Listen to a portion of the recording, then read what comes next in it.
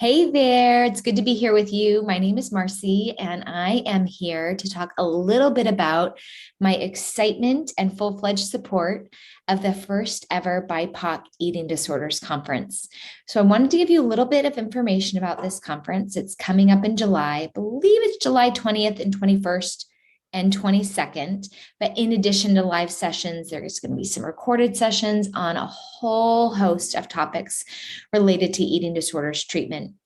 And you may be wondering, why do we need a BIPOC eating disorders conference? Why do we need a conference that is envisioned and led and all of the talks given by folks from the BIPOC community? And as somebody who is a big fan of what is about to become this first conference, I wanted to share a little bit of my perspective on that. I am someone who has had the good fortune to be in the eating disorders field for the past 15 years and have always been thrilled to see the ways in which we have learned, the ways in which we have grown, the ways we have reflected on past mistakes, and the ways that we can learn to do things better.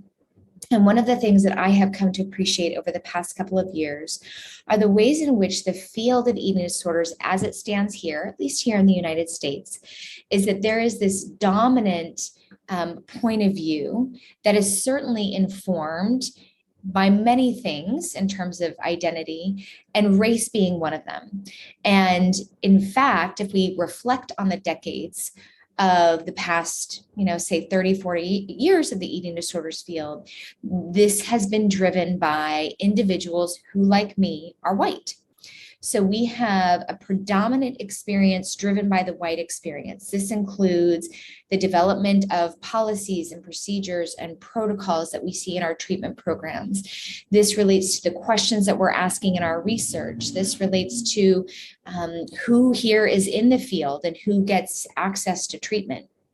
And unfortunately, what happens is when we have really a singular perspective that is informed, at least in terms of racial identity, we're missing a huge perspective that could be better taken into account through different lived experiences and different identities. So I'll give you an example. This past weekend, I went to, or I guess last week, a really fantastic eating disorders conference that in many ways left me feeling nourished and enriched. And yet when I look at the list of speakers, there are close to 40, I can identify 2 speakers of color. There might have been more. I might have missed them. I certainly couldn't go to every talk. But I identified and attended 2 sessions where there was a speaker of color. So that already tells us that in 2022, if there's a conference that tries to be attentive to issues of equity and social justice, and we've got 2 speakers of color in a lineup of 40, that tells us what are we missing out on and what have we been missing out on in the past 40 years of collective wisdom in the eating disorders field. I deeply believe that we can do better work as a field if we are centering the voices that historically have not been at the table. And I think it can happen as a very slow drip if we continue to have our big conferences where there is a very small minority of BIPOC individuals making a contribution, being a part of the leadership, giving the talks. But I think that we are going to get there faster and more effectively if we have opportunities like this BIPOC Eating Disorders Conference, where we are hearing solely from members of the BIPOC community, that we will be able to, those of us, particularly like me, who are white, to be able to have our minds open and our perspectives shifted and our capacity to think differently and through a different lens, if we are able to truly immerse ourselves in the experience of being among the BIPOC clinicians who aren't just giving the talks, but who are creating the conference. If we think about the dominance of what we have experienced in the past 40 years, has not been that. It has been, for the most part, of course, I don't want to make it, speaking in a binary and make this extreme, but for the most part, 99% of the time, it has been led by folks like me who have a particular privileged perspective, living with a lot of privileged identities, not only being white, but also being cisgender, being thin, being able-bodied, highly educated, et cetera.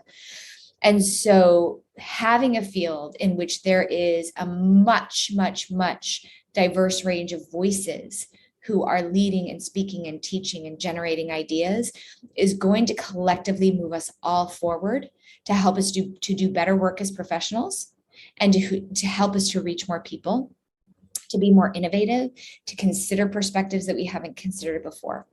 So I hope that you will consider one or two or both things that I'm going to offer here to you. One is to register for the BIPOC Eating Disorders Conference, and I'm going to have a link below this video where you can link to that, or if you're watching this on my blog or in my newsletter, I'll have the links there. Or donate, whether or not you are predominantly in the eating disorders field, or if you're just someone who is really invested in seeing the world change in such a way where there is a greater equity in terms of the voices that are honored and appreciated and made room for. Or you do both. You can both pay for your registration and throw in a few dollars for the fundraising effort. So we have a page, which there's a fundraising page, which we hope to get a lot more money of people who are donating to the cause. You will also see on the conference page, there are opportunities for sponsorship if you want to put your money forward that way. This is an incredibly important opportunity, especially for those of us who are in the field as white providers who have always felt a greater sense of belonging. I'm not saying perhaps a complete sense of belonging, but a greater sense of belonging because our racial identity is the same as the vast majority. And that in order to actually begin to support the change that we want to see in the field, putting money behind that support can go a really long way and can create opportunities like this Eating Disorders Conference, so that these opportunities can actually happen. So thank you so much for giving this little PSA a listen, and I hope to see you at the conference in July. Take good care.